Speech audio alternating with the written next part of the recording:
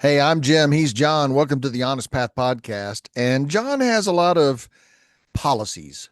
They're practices. They are ways of life. John, you love to be alone. You love to read. You love to reflect. You love to smoke a pipe. In fact, when COVID came, John was like, "I've been preparing for this my whole life." We're going to talk about the power of rituals versus habits. These are totally different things.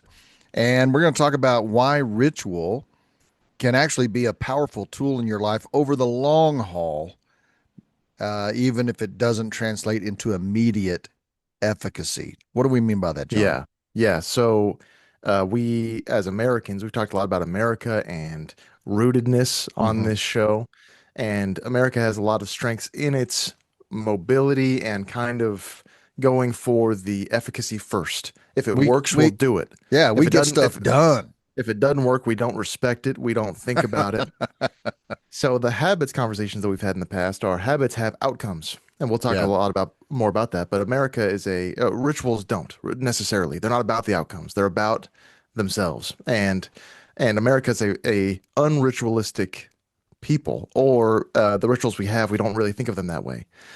So I think this is a great conversation. There's so much power in the embodiment of rituals and in bringing meaning into your physical body, your physical space, your physical community. And there's really a lot of potential here. So I'm excited to get into it. So what we would say to just hook you here at the start is there's lots of habits and things you can do that will give you immediate better results, and we're consumed by this. Bookstores are packed full of that stuff. Yeah. What's missing is some practices in your life that deepen your awareness of who you are, that deepen your connection to the world and to purpose and to meaning and to history and to family and to being. And our contention has always been that the more healthy you are as a being, the more fruitful your life will be as you live it. We are human beings, Mhm. not human doings. And rituals can be a powerful part of deepening yourself. So, does that sum it up decent, John? Oh yeah. Yeah. Uh, This that great job. And we're gonna get into it. It's gonna be a lot of fun. all right, four quarters. Where are we going, John? First, we will talk about rituals versus habits. We'll dive more into some of those differences and some examples of each. Mm-hmm. Second quarter, we'll talk about what rituals offer most. Third quarter, we'll talk about how rituals anchor your identity. And the fourth, where do I start? If you are a typically unritual experienced American, what are some practices you can put into your life? Yeah, so we are assuming that rituals are not a deep part of your practice. And so we're talking um, in a way that will persuade you to consider this. So if you say, no, this isn't my jam, well, stick with us here because we think there's some real value in offering this idea to you, and then you figuring out a way that you might practice it and see what it does for you. Yeah. Before that, though, John, we have our opening shtick, and this is kind of a rituals opening shtick. Sports fans and athletes have a lot of rituals. Mhm. What is in your mind one of the most ridiculous fan rituals or sports rituals? I wanted to look it up in this conversation, and it's funny because it's also not it's a distortion because it's what's the word? Superstitious. Oh, It's I will do this. It's again a means to an end. I'll do this ritual for good luck. It's yes. almost like praying to a pagan god or something. But it's like I want to I'll pray win. to any god. Give Yeah, me give me the god of that thing, and I'll try that too. yeah. But Yeah. this cracked me up. I looked it up because I was like, just to kind of get into like modern ritual in the secular world. And apparently, I didn't know this. You probably did as a hockey fan. The Detroit Red Wings throw octopuses onto the rink. Have you seen this? I have. So that started in the 50s. Yeah, they've been They doing it had for a long, long time. they had to win 8 games straight to make it to the what is it, the Stanley Cup, whatever. Yeah. And so they threw an octopus out for the 8 wins. Yeah. And that was very Christian to me. That's like the symbolism you see in the liturgy of these apostolic churches. It's a lot like that. It's like, oh, Yeah. Yeah. so that cracked me up. And apparently it's been a real mess for the to clean up every game. Oh, the rink people hate it. And yet it Yeah. happens every game. Somebody Yeah. throws an octopus on the ice, and usually several. That That's tickles me. really interesting. So, one of my favorites is we have some good friends, Carl and Ingrid Hall, and they are rabid Boston Red Sox fans. and we happened to be visiting them in Florida during the World Series. I And remember this. yeah, and so we all went to their house to watch the game and eat burgers. And they have a rule, which I would call a ritual. If you're at their house and the Red Sox win, you have to come to the next game. You have to wear the same thing you wore. You have to park your car in the same spot you parked it, drive the same car you drove. You have to eat the very same meal that we had together. You have to sit in the same seats in the room, and you can't leave till the game's over. And if they lost, you are not invited back for the next game. There you go. How did it work? Because we were visiting. So if we had to go, our I flight know was the they next were off. day. They were in trouble because we couldn't come to the next game. The Red Yeah. Sox did win that game, and it was against Colorado Rockies. They swept that series, but they would, we said, "Hey, sorry, we can't come back," which kind of threw off their mojo. It Man, they won affected. that year anyway, They I did. think, They did. They won. They won it all. despite our disobedience to the ritual. All right, John. Let's talk about rituals versus habits. What are we doing here? So habits are good things, but they are in the word, and I don't know if it's a helpful word or not, but the word I keep thinking of is the machinery of the materialistic reality that most of us consider, right? So it's a machine, as in there's not a lot of mystery. There we know the parts. I do this, and I do good things. I put good things in, and good things come out of the machine. Yeah. So we all know, you drink too much or eat a bunch of junk food and you feel like crap. That's because your body has machinery, Yeah. physics to it. If you spend less money than you make and you do it for a long time, you will get wealthy. You will get wealthy. Yeah, you'll save money. Yeah. So those are good habits. Those are good things. Hmm. And that's kind of what I feel like the success when we talk about American success and American opportunity. It's a lot of things Yeah. like that. It's Yeah. it's it's playing the game. Rituals are a lot different. The word I used again is a means to its own end. So a habit is a means to another, a different end. I will eat healthy to be healthy. It's not necessarily that the eating of the healthy food has some kind of higher meaning or any kind of symbol to it. It's Right. that it does a better thing for me. It How moves does this me make toward it moves me toward a goal. It moves me Yeah. towards an accomplishment or an achievement or a promotion or a win of some kind. Yeah. So habits produce results, and if they don't produce results, I will not keep the habit. Yeah. And even if they do, sometimes it won't 'cause if it's too difficult. Yeah, But yeah. yeah, how does that distinction fancy? How does So, that sound? so the ritual thing is a ritual is a means to its own end. I do the ritual because the ritual itself is important Yes. and the meaning attached to it is important. So it means something to me. And I think that's the difference. A habit helps me achieve something. A ritual is a part of my meaning. It's part of my Yeah. identity. It's a part of my value system. And so Yeah. it I believe rituals do translate over long periods of time into a deeper, healthier, more fascinating self. So you can become, one of the most interesting people in the room Yeah. if you're a person who's anchored into some rituals that have deeper meaning. But it's But you not an have instant to win. It's not a quick win. Yeah, and you have to buy into symbolism as a concept. Like the recent, biohacking. You're familiar with biohacking and this kind of No. like it's this excellence movement of engineering every little thing about your day, Mhm. specifically when waking up, to to enhance your life. So Andrew Huberman, PhD neuroscientist or something like that, biologist, he's got he's I think they call him in the manosphere. He's a macho man, and he talks about this when you wake up, drink a glass of water, get sunlight in your eyes, very Mhm. first thing. Don't do this, do this, don't do this, do this. And the whole thing is this maximizing of the machine. So even Yeah. that, he would say, to rise up early and look at the sunrise, he would say, "Oh, that's because it does. He's not wrong. Vitamin It, D or whatever. yeah, vitamin D, and it lights up these certain specific neurons, and it's good for you." And would But he the call those rituals? Would he call those what would no, he call no, that? that's what I'm saying. These are habits. These Yeah. are, and he might, I guess. I'm not sure the word he would use. But I doubt it. It's a very materialist kind of structure. Yeah. But think about the symbolic world. The sunrise, historical theologians have talked about the incarnated universe, that the sun rises and sets, and it's like the life and crucifixion of Christ, knowing he will come again, Yeah. right? And we know. It's a big ball of flaming hydrogen, a million trillion And the miles away, sun whatever. doesn't rise and fall. The earth No, actually we're spinning. rotates. Yeah. But there is a symbolic reality as well. You don't Yeah. deny the physical reality, but there's a symbolic reality that's actually even truer than the mechanic reality. And I think that's going to stimulate a different part of your brain. It's going to engage a different part of your heart. It's going to attach you to a deeper meaning to existence itself. So when everything's attached to efficiency, it's a terrible measure for everything because then it's like I'm all about produce, produce, produce, produce, produce, get further ahead, get ahead, don't lag behind, keep up with the Joneses, da da da da. And Yeah. it's stressful and it can be helpful. I mean, a lot of these habits reduce stress, they streamline your efficacy.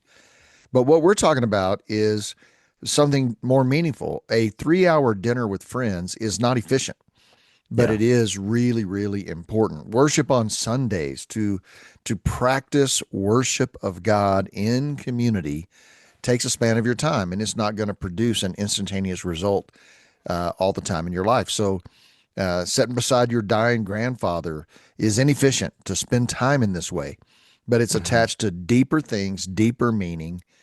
And those are really important things. Yeah. And even the some practices that people have that are not tied to direct products, but they are still tied to direct outcome. So, Yeah, like meditation, secular meditation, you meditate so that you'll be less stressed. You meditate so that you might sleep better. calm your They are, breathing, get your yeah, body to calm down. Yeah, and they're still tied directly to these physical outcomes. yeah, They're still means to some other end. So basically, I think in your own life, if you're wondering, okay, is this a habit or a ritual? Think about why. Why is one of our great privileges and burdens of a question to ask as a human being. We're the only creatures on earth who get to ask why. yeah. And if the answer is anything other than the thing itself, then it's probably habits that are ritual. And it could still be a great practice. We all need good habits. Sure, for sure. And these aren't we aren't opposing habits and ritual as one's good, one's bad. Right, exactly. We're saying they're both very wonderful, but ritual happens to be a vacuum in the American culture. And you think about some of the most important things a human being can do produces nothing measurable, at least immediately. Sitting and staring at a piece of art. Yeah. There's a book, and it's about the prodigal son painting, and he stared in front of that painting. Now that painting's 8 feet tall, 4 feet wide. It's massive, Whoa. and it's in Russia. And he went there and sat in front of that painting. He got permission and access, and he sat in front of that painting for 3 days, Oh my uh, gosh. just noticing everything about that painting: the use of light, the shape of the hands and feet, the clothing, the texture, the shadows, and it produced in him this deep connection to the story of the prodigal son. So you would say, well, man, did he just waste 3 days of his life? So we would contend that a lot of the important things we do don't produce measurable things, but they're really important to do them. Yeah. And with quarter two, when we talk about meaning, we'll talk about more of what is the actual point. Because Yeah. say a ritual was to stare at something else, was to stare at, I don't know, a football. Hold a football in front of you since we've been talking about sports and stare at it for 3 days and and just for its own sake. Not Right. everything is worth it for its own sake. Right. So they have to be symbolic of something. And we're going Yeah. to talk a lot more about that. But And let's the get into some enemy, action items. well, Oh, go ahead. the enemy of ritual is this quest for efficiency. Yeah. It needs to produce, and it needs to produce now, and that's what you have to fight, and that's what rituals fight. So when you think about religious rituals, you have Sabbath, where you stop the world from sundown Friday to sundown Saturday. No productivity, no engagement. This is the idea. It's focused on family, on meals. Couples they would make love that night. It's just on connection of humans. Communion, taking communion, breaking the bread, drinking the cup, baptism in water, memorial services, these Passover, these religious holidays. God repeatedly tells his people, do this so that you will remember. And so Hmm. this is the deeper thing of ritual versus habits. So Yeah. now let's get into some action items, John. Yeah. I No, didn't that's mean to huge. belabor that, but I think that's a significant thing. I love that. Yeah. First action item idea. We give a lot of action item ideas every quarter. to prod you into thinking how you might apply some of what we're talking about. So you don't have to do everything we say. You don't have to do anything we say, Yep. especially if you come up with, if it prompts you to think of something else in your life, some other way you'd be more excited to implement this. Yeah. So these are just ideas.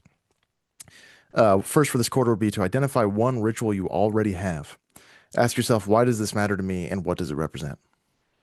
Good. Second, stop optimizing one meaningful thing. So, for example, when you take a walk, don't do it to count the steps you're taking or the calories that you're burning. When you share a meal, don't. When you sit by a fire, don't measure, don't quantify, don't gamify, don't, just do it and stop measuring it. Yeah, I love that. Third would be to turn one routine into a ritual. Pick something you already do and intentionally attach meaning to it. Awesome. All right, quarter number two, rituals embody meaning. What do we mean by that, John? So, embody specifically, I think about, so much of our faith is intellectual or abstract. Yeah. And in some of the lower church traditions, it's hard to think of ways to make it physical. So, a classic example of this is crossing yourself.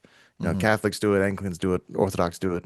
And I heard Anglican, he's a layperson, talk about once that it is just embodying the gospel literally with your body. You do the Father, the Son, and the Holy Spirit. You do the cross on your body, Hmm. and it brings the gospel into your flesh. And again, what does it do? It doesn't do anything. We're not talking about the product. It doesn't make you holy or to Right. do that, but you are bringing your embodied self into the symbolism and the meaning of the cross. And that's a really interesting thing when you talk about spiritual practices because we have it in our notion as good American Christians that if I do spiritual things, I'm a better Christian.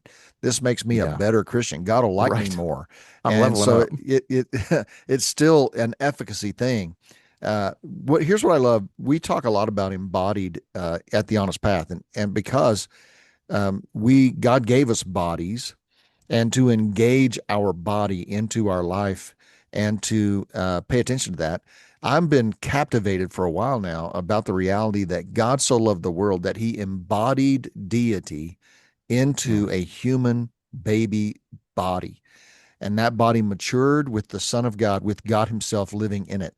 So God embodied His love for us. What's he's not embodying Himself alone. He's embodying His love for humans, His commitment to connect to and redeem humanity. So that embodiment is it's profoundly physical, and so much of yeah. Christianity is profoundly physical. We get baptized, we eat bread, we drink from a cup, we lay hands on people and pray for them, we sing together, we gather physically.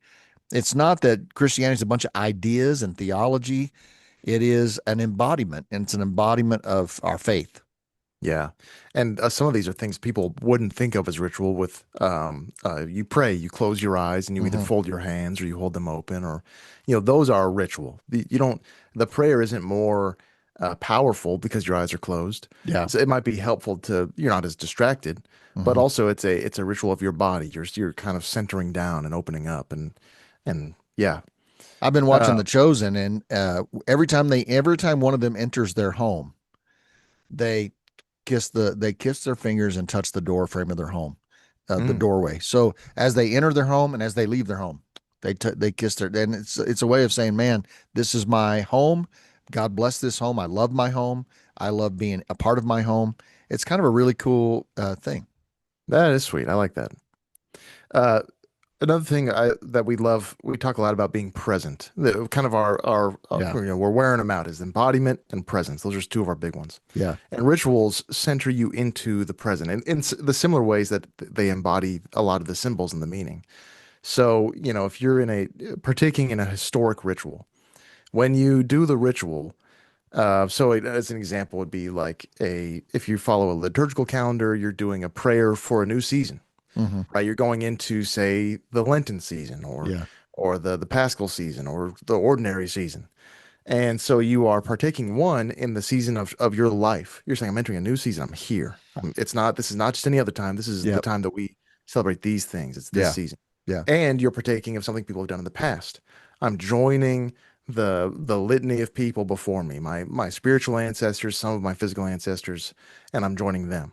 And then you're realizing this tradition, this ritual will go on into the future. There Yep. are people after me when I'm gone who will keep doing these things. It's And like when and you, yeah, go ahead. I'm yeah, sorry. no, please go ahead. It's like inviting dead people into your life and inviting people yet to be born into your life. And Yeah, you're connected to all of that. It's a pretty fascinating thing. A lot of yeah, rituals include posture because posture affects experience. And so when people say, well, I don't need to take off my hat to pray, I was at a men's retreat this last weekend, and every time I prayed over the meal or I asked people to pray with me, I took off my hat and I noticed all the older guys took off their hats. And I had mm, one of the older guys come to me and say, you need to wear a hat to church on Sunday so that you can remove it as you enter the building and so that you can put it back uh, on as you leave the building so these young kids can see that, it was driving him crazy that people wear hats in church. And some people would say, well, I can pray sitting down. We stand at our church for the reading of the scripture to honor mhm. the word. And people say, well, I can read the word sitting down. I can talk to God on my butt as much as I can talk to God on my knees.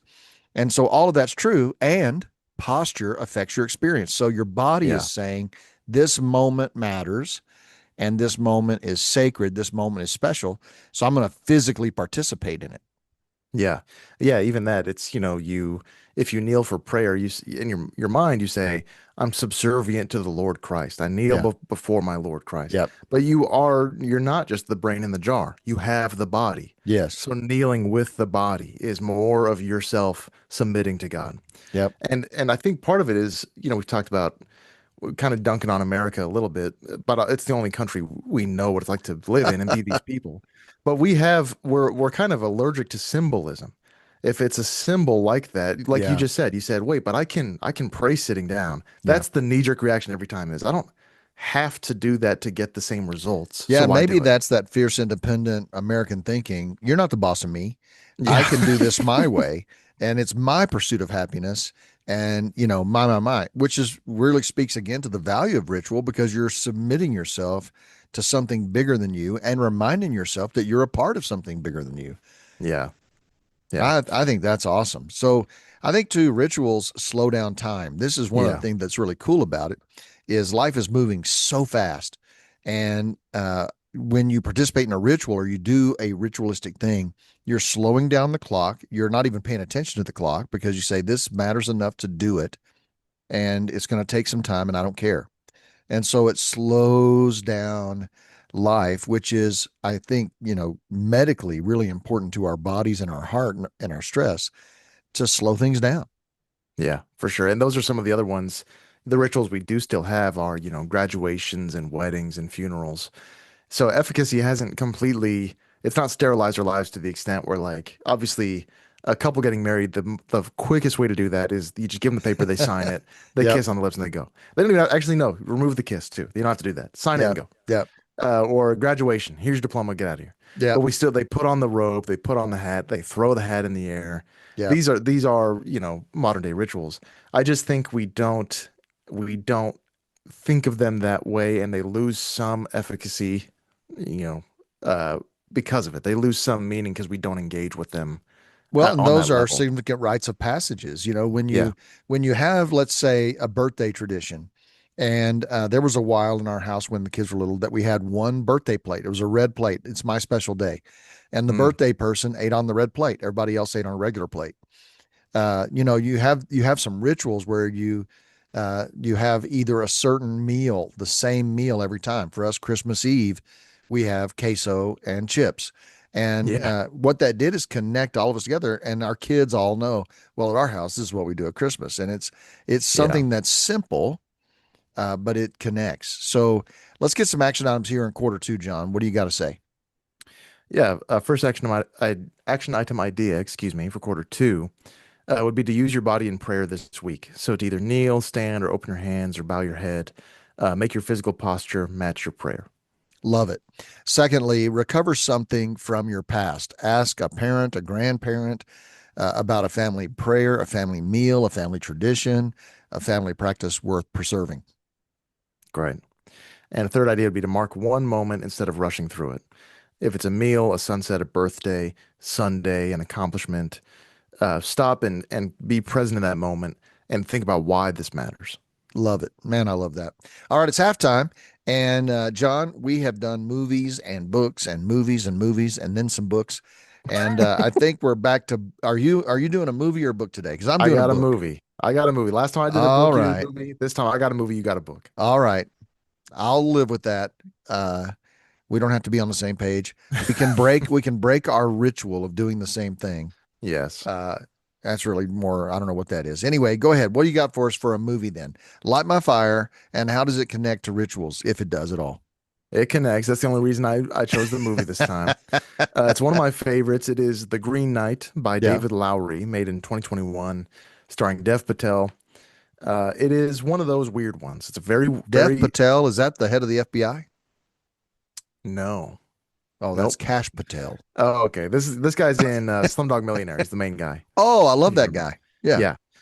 Yeah. It is about Sir Gawain. It's a retelling of Sir Gawain and the Green Knight, where on Yuletide, on Christmas Day, at King Arthur's table, a big green knight comes in and he challenges someone at the table if they will strike him with anywhere and any way they want, and then 1 year later he will strike them the exact same blow. He says he'll do the exact same thing. And Sir And they want this Gawain, to happen? well, he just shows up. He's challenging them. On their honor. Will anybody here play a game? He says, I want to play a game with a knight here, and will you strike me? And in a year's time, I'll strike you the same. This is the OG, the original story. Okay. And Sir Gawain is young and he's at the table. And to prove his might and his honor, he goes to the Green Knight and he cuts his head off. And the Green Knight picks up his head and he says, 1 year hence. And he leaves. So Sir Gawain in a year That's has to go pretty find the ballsy. Green Yeah. Knight Yeah. and get his head chopped off because he did that to the Green Knight. Yeah. So in the movie, it's plays with a lot of the original motifs and the design of the Green Knight. I mean, he's made of like this tree, and it's this whole story. It's really about mortality, that everything returns to green in the end. If you see a Mm. castle wall that used to be pristine, it's covered in ivy now because the green always wins. Nature will always take back man's progress. So it's about inevitable death and Does legacy. the guy get beheaded a year later? You got to watch and find out. Okay. It's so what made me think of it is this rage against efficacy is Yeah. that Gawain in the movie is always trying to take these shortcuts, try to get there faster. Yeah. And he's stymied every time and forced to do things the hard, slow way Yeah. and to become a different kind of man. Yep.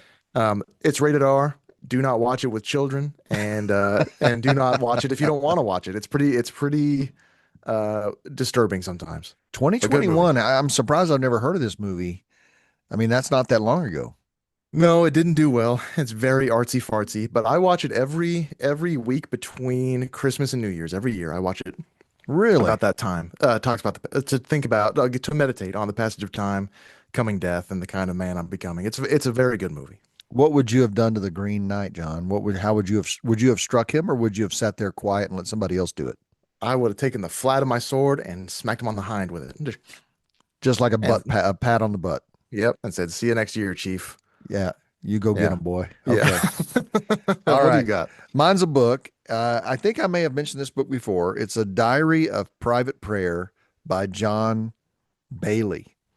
Uh, he wrote these prayers in the past. His kids published it in 1949. So I don't remember when John Bailey lived, but here's the reason this book matters to me. I have a very good friend who has Alzheimer's, Mm. and I visited him a year ago.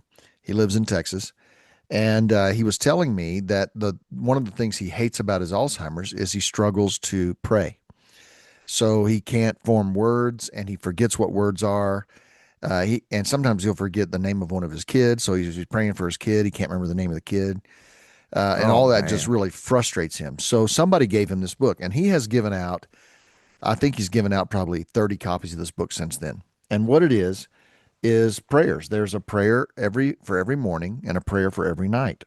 And then there's a specific prayer on Sunday for the day of worship. And he's just started reading these prayers, and he said he loves it because it connects him to God and he doesn't have to create the words, he gets to read the words. So Hmm. it's a ritual for him to read this every morning, every night, and on Sunday. So after he gave this book to us, Sue and I did these prayers one time through the whole book. We did the morning prayer together, the evening prayer together, and on Sundays we skip the Sunday prayer because I leave the house at 5 in the morning on Sundays, and we don't really have that time together. So, but after doing it, I set it aside, and this talk of ritual made me realize I want to return to this because Hmm. it was a meaningful season for Sue and I to do it together. So I recommend it. It's incredible. You can see it's very small, very easy to do. It can give you a new ritual for your life to read a morning prayer and an evening prayer. There's lots of ways to do that. But as you were mentioning, low church people don't typically do things like this. Right. We don't read books of prayer. We don't read other people's prayers. We don't pray things that are already pre written. And it's an interesting practice to do. I found this book to be incredibly uh, powerful in my spiritual connection to Sue and doing it together. So there you go. Man, I'm glad you didn't go first. You do that, then I got to talk about a freaking movie. That's incredible. That's Yeah, really, really cool. it is a very cool book. So there you go. All right. Well, into quarter three, rituals are key to your identity.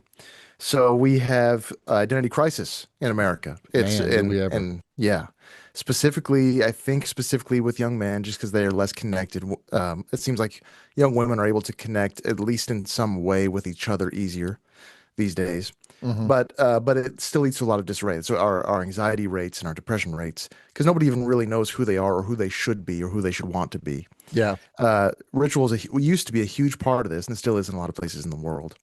There was I don't know if I've ever told you this story. When I got to Northwest University, I'm a yeah. sophomore, and I went to freshman year of college at a local community college, transferred to Northwest as a sophomore, and I'm on the smallest dorm called the Ducks, the 500 Ducks. On the floor is 500. It's the smallest, and they were at one point a fraternity, and Oh, they got busted for hazing and told they could not be a fraternity. So they had some secret, I'm going to tell you some secret rituals they had okay, okay. that stopped short of hazing, thank God. It was probably good reforms that they had, Yeah, right, right. but they were definitely rituals. So my first night on the dorm, they take all these young 18, 19-year-old guys, they of the new guys, and they take them down to the lake. What's it? Lake Mercer. And there's a park in Kirkland. You take them down there, it's like midnight. Okay. And they make all the new guys take their shirts off and wade out into the water in the shore. And then one of the other ducks, one of the guys who's not a new classman, Yeah. goes out and takes water and pours it on you. And they initiate you into the ducks. And I never thought at the time I was like, this is weird. But it wasn't mean spirited. Right, And right. the water's cold, you know. And And they're we saying now you're one of us. now you're one of us. And we got back and I hadn't thought about it for a long time. That floor, the ducks, was the tightest knit group floor in the entire school. Yeah. Everyone else, you kind of go into your dorm. Maybe you're close to your roommate, but you're living your life. You got your classes, you got your own friends. Yeah. The ducks were the ducks. We had, other floors would have family dinner once a month, where the floor has dinner together in the cafeteria. Yeah. The ducks had family dinner every night, just for fun. Wow. So I hadn't thought about that till this conversation. I remembered that night and wondered how much that would contribute to our sense of identity and our closeness as a floor. That's incredible. And that gives you an identity is the right word because it's saying, this is who I am and this is who we are. I'm a part of we. Yeah. And you think about things like I was talking to a guy who I hadn't seen. He was a good friend of mine. We were in high school at the same time in the same youth group, and we hadn't seen each other for 30 years. And they came through and stayed. They didn't stay at our house because we had other people stay in our house, but they had a couple of meals with us. And he was talking about his daughters. He has two daughters, and about how he treated the boys that they were dating. Mm. And one of the things that his daughters knew that they would tell the guys hey, before you meet my dad, you need to know that he measures every man immediately by their handshake. And Oh. so if you give a wimpy little handshake, you're out. And Sure. so I remember being taught how to shake hands with another man because, your grip communicates and the firmness communicates and it's look at them in the eye.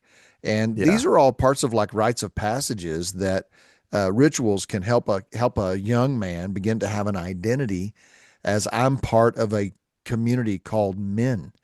Yeah. And this is what it's like to be in that community of men. Uh, we've talked about Gran Torino, the movie with Clint Eastwood, Yeah. and that scene in the barbershop when they teach this Korean kid how to talk like a man to other men. And Mhm. it's just such a classic scene. But these are these rite of passages that help identity form. Yeah. And this is, there's really only two options when you're growing up is for your identity, or even if you're an adult for your identity, Hmm. is you have to invent it or receive it. Yep. And when everybody in a whole culture is inventing their own identity all at their own speed, Hmm. it's just chaos. And it's not normal. It's not normal for the span of human history. Yeah. The young men should be receiving, and we grieve that they're not, should be receiving their identity from those from before them. And I think that's one of the anxiety creators in our anxiety obsessed culture. What am I attached to? I'm like this free drifting person in the galaxy because I'm not connected to what is normal or expected or received or connected Yeah. or whole. So much independence, well, you don't have to be that. You can be whatever you want to be. Yeah, but what am I supposed to be? And so it creates some anxiety. Yeah. And I mean, the places, ideally you get those in your personal relationships in your family or in your Hmm. local Hmm. community. But if not, I mean, your faith community is where the Jewish community, excuse me, there's the bar mitzvah, of course, famously, or with Latinos and Latinas, they have the quinceañera. Quinceanera. Yeah. But what is, in the modern in a lot of modern churches, what is that? We don't have that, Yeah. for anybody, for girls or guys, except for, college graduation, Hmm. turning 21, your older brother, your uncle takes you out to the bar, your first R-rated movie at 17. There's something Yeah. like that, I guess. Yeah. There are some rituals like that. And a 21-year-old having their first drink, if in fact they haven't had one before then. But I was thinking about your ducks thing and this conversation. When you are part of a ritual, it says you belong to us and we belong to you, and something's now expected of you. Now you're a carrier of this thing. You're a part of it, and you have a responsibility to it. Yeah. So it creates we, which is something that is really really missing. which Yeah. which teaches you humility because now, hey, you are important, but you're not more important than the we. And the Right. we and this thing you're a part of is bigger than you. And that's a powerful thing for people to experience. Yeah, absolutely. All right. Action items for quarter three. Yeah, I've got a thought bouncing around in my head and I'm having trouble articulating it. Yeah. Uh Let's work on it. What's up? well, the oh, I remember now what it is. It was in there. We're talking, and then it left, and now it's back. Here it is. It's a shameless plug and a invitation.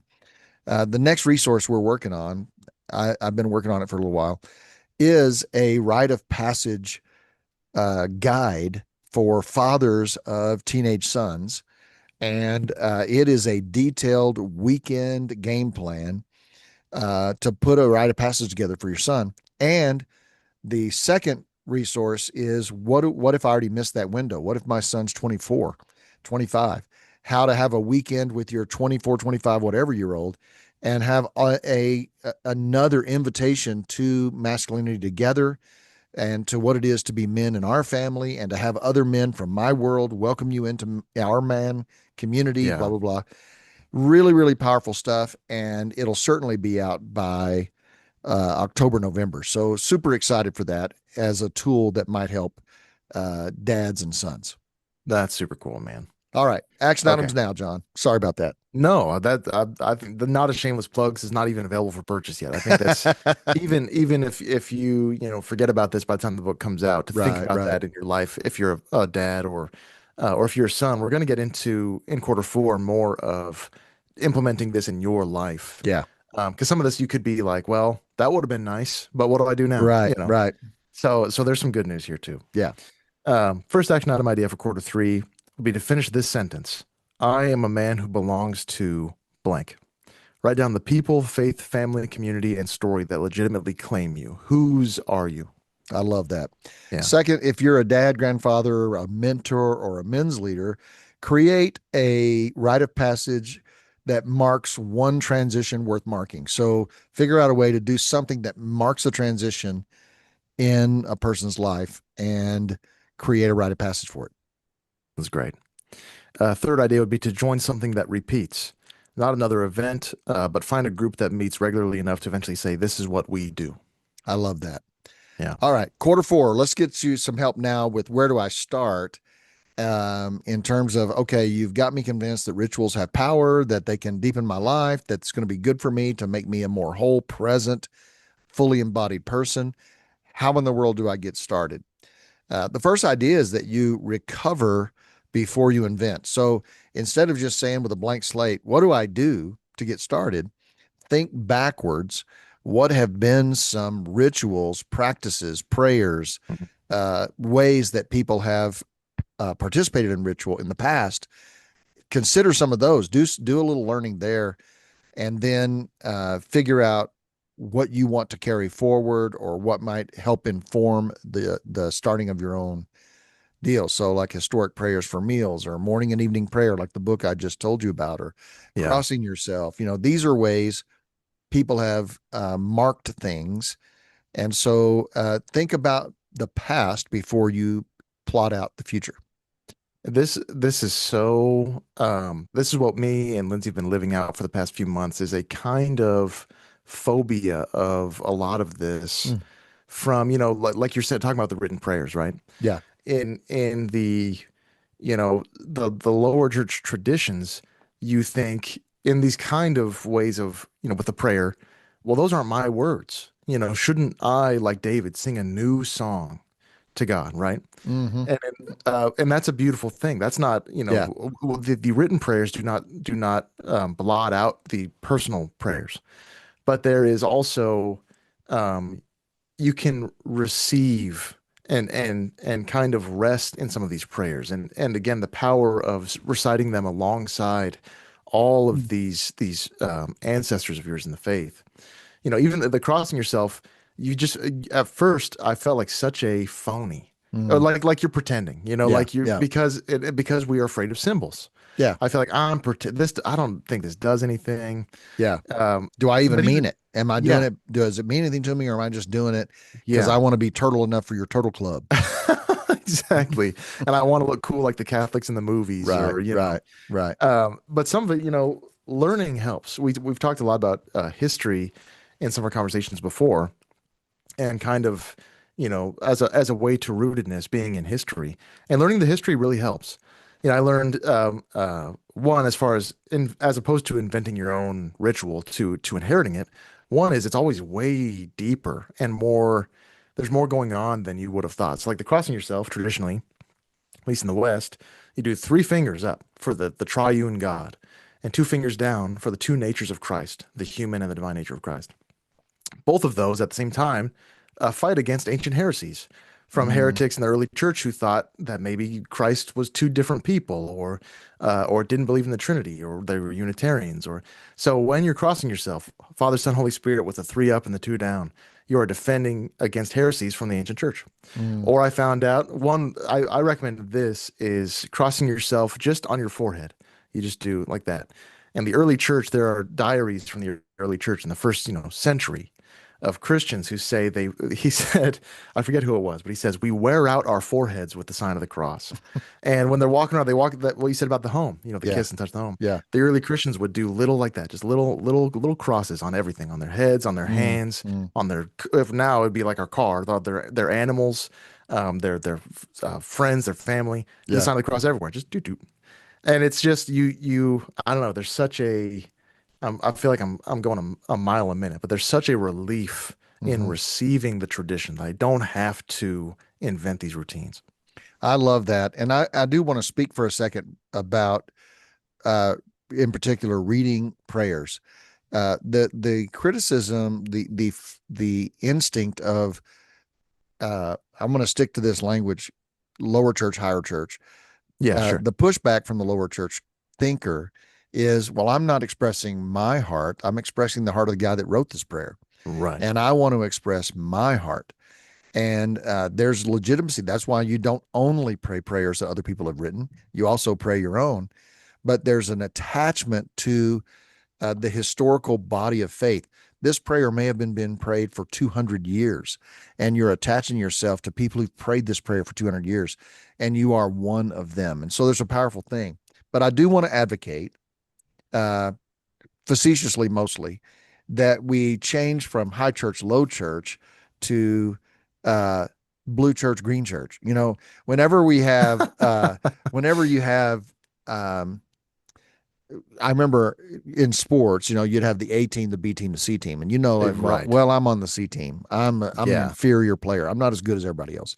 And at in an organization, you can have the A team and the B team, or you can have the executive team and the whatever team. Right. And I just prefer colored teams. Like there's the blue team, green team, yellow team, and so you're not ascribing greater value to one over the other. Right. It's as a lower church person, it has taken me a while to get used to that language without Yeah. feeling criticized for not being a high church person. And Yeah. You're on the, what is it, varsity or JV? that's right. JV, That JV church, varsity church. exactly. And Yeah. particularly with the movement among young men and people inquiring about high church and what does it really mean, the lower church has been so critical of high church traditions and rituals that those who are awakening up to those rituals are saying, you guys have been lying to me and you've been Mm. anti something that you don't even know anything about, you ignorant putz. So uh, I say all of that to just be mindful of the reality that the body of Christ is the body, and we want to affirm that and celebrate expressions of that body and encourage cross pollination in those thoughts. Yeah. I don't know. Well, no, this is great. In the, again, just to follow this rabbit trail a little further, for people who are thinking in the same scenarios that we are, Yeah. in the Anglican tradition, they talk about the threefold, I think the threefold way of prayer, or this kind of dilemma. This is pre-written words or your own words, Yeah. and they have it as I believe it's scripture reading, the daily office, which is praying the prayer book. It's praying historic prayers with all these other Christians around the world who also use the prayer book, Yeah. praying them as a family. So it's scripture reading, the prayer book, and personal devotion, which Mm. is what we're talking about. Your Yep. own prayers to God, your own Yep. meditation, Yep. your own pleading and interceding. So ideally, you're not none of these are destroying the other one. Right. It's all this kind of balance, Yeah. kind of a Three kinds ritual of balance. fruit. Yeah. Yeah, yeah. So what we're talking about here is how to get started, and that's one of the ways to get started is to look at all the history of all that and participate in it. Another one would be to attach some rituals to transitions that already happen. You Mm, get up in the morning when you wake to the new day, to attach a ritual there. When you leave the house, kissing your door frame, yeah, to beginning your work day. When you arrive to work. To eating a meal, to stop and reflect and thank God for the food before you do that, to going to bed. What are the rituals you have before you get into the bed? You have these opportunities, these ripe opportunities to think about, is there a ritual I could put here in this transition that might be helpful to make me engage more in the reality and the moment of my life, to really live the moment, not just go through the motions.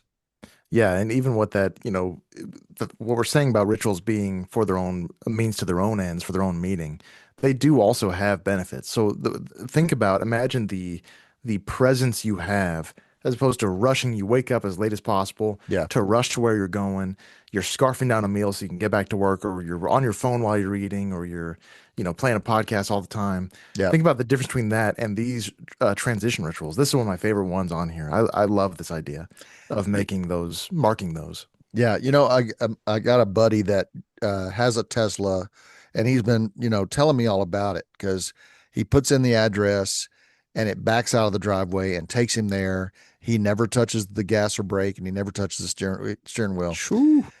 And so we were talking about it again this weekend, and he said, "Oh, there's sport mode, and then there's just smooth mode, and then there's peaceful mode or something. It has these names. It And changes with how it drives. yes, so if you're in peaceful mode, it has no desire to change lanes. It doesn't care how long it gets you there. And peaceful mode will go 5 miles an hour below the speed limit. Oh, Regular wow. mode goes the speed limit, and sport mode goes five over the speed limit. And so you can make your car calm you down. This is one thing as I love about adaptive cruise on Subaru, because I Sure. just put the adaptive cruise on there. I stay in my lane in traffic. I don't care, you know. You think you have the illusion that if I keep changing lanes, I'm going to get there faster than the last guy. Just relax and go. And this is what rituals Yeah. do for you: is they say slow down, be in the moment. It doesn't matter if you get there first or third. It matters that you get there whole, that you are, you know, Yeah. that you are participating in your life, and that's what rituals can do for you. Yeah.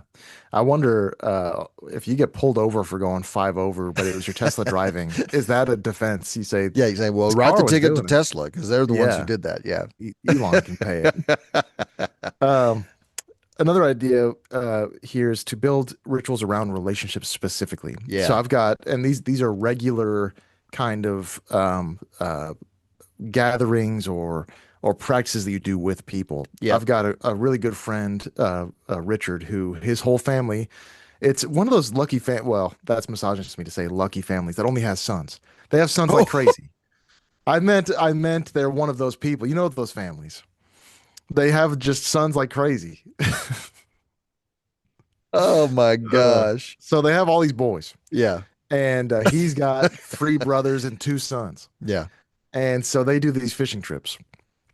And every year, all the men go on these fishing trips, and he Yeah. just took his oldest son is now old enough to go, And and how he old is took him that? with, I think he's only 4 or 5. So 5 years old is old enough to go on this fishing trip. They took him there, yeah, and they camp, or I think they might just sleep Wow. out under the stars, and the those old enough smoke cigars, and it's this thing, the point of Yeah. that, again, back to rituals, the point of that's not to catch enough fish to feed your family, Exactly. Yeah. or even really to learn how to fish that well. Yeah. The point is to be out there with the men and create this kind of culture. I love that. Yeah. So things, and that's annual, but you can do, we talk a lot about weekly gatherings of men for discipleship groups or even just breaking bread together, things like that. Yeah. We've got a group of guys that have known each other for years. And now we're scattered, different churches, different towns here in Denver area. And they invited me back into it when I moved back to Denver. And they have breakfast once a month. And one guy makes sure the invitation goes out, the location, you RSVP so we can reserve the right table. And these guys have been having breakfast like this once a month, I think, for 25 years. And Whoa. so it's just a ritual they have. They do it. And so it's a really cool thing. So rituals like that are centered around relationships, instead of saying, let's get together sometime, you say, let's have coffee. You and I used to do this when you were in high school. We had coffee a certain day of the week, every week. I did that with, your niece, Jaden. Yeah. We had coffee the same day every week. These rituals around relationships deepen the connection because they say, you matter enough to me to belong in my schedule all the time. And this is what we do. This is part of how we deepen us. Yeah. That's powerful stuff, man. I would finish with this, that you have to, the green church, I forget which was which, the low church, blue church, whichever it is. You can say high and low. I'm over it now. For the sake of this conversation, the low church accusation that these rituals can lose their original meaning or their Yeah. power Yeah. is a real threat It is for a lot of yeah, people. it is.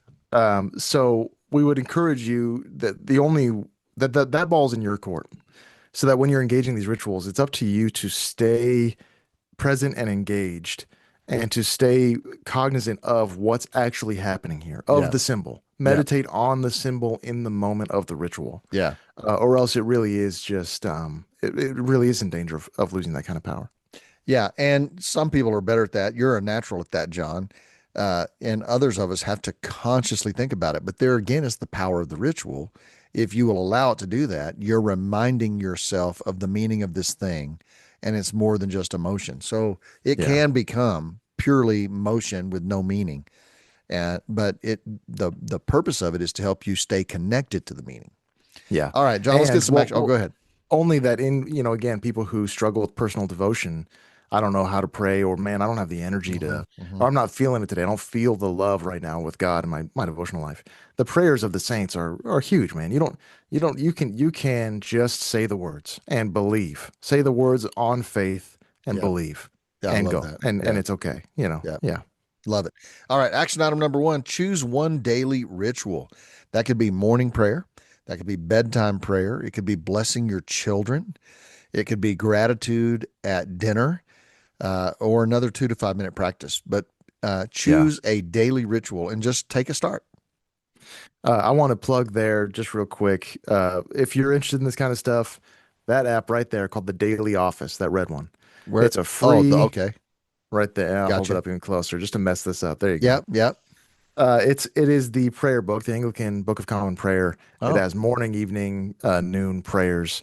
And like you, me and Lindsay, I've always felt insecure leading my wife in any kind of devotion. yep. Yep. So we do the Compline prayer every night, Compline. and Compline, Compline. It's just the evening Okay. prayers. I think in the East they call them Vespers. Okay. Um, but it's been so delightful. It's got scripture reading, prayer, and then you close it out.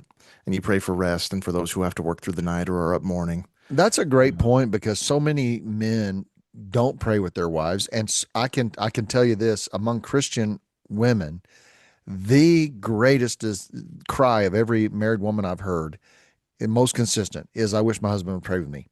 And Mm, I think men don't pray with their wives because they feel like posers, they feel like fakes, hmm. and something like this gives you a tool where you're not having to come up with the words, but you're participating together. It's that whole C.S. Lewis, we're standing side by side looking at God together Yeah, versus you have to get on the other side. She's looking at you.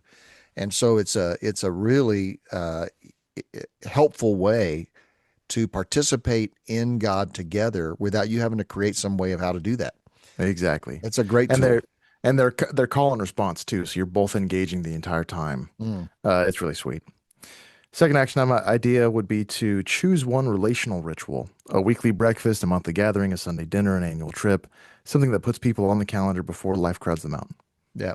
Last one is to choose a big moment and plan to mark it intentionally. So it could be a 16th birthday, an 18th birthday, a retirement, a marriage anniversary, a graduation, a baptism, a new job, even death or another transition. Mm, Think about a big moment and decide a way to intentionally mark the moment.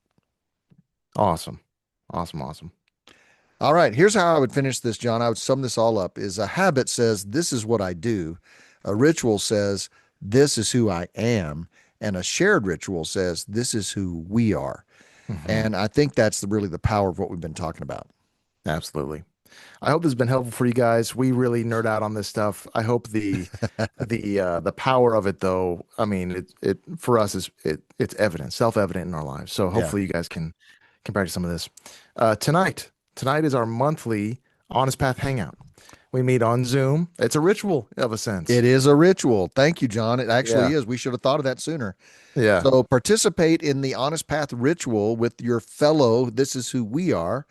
We are brothers in the Honest Path, intergenerational, get together, talk about our lives and the journey of life.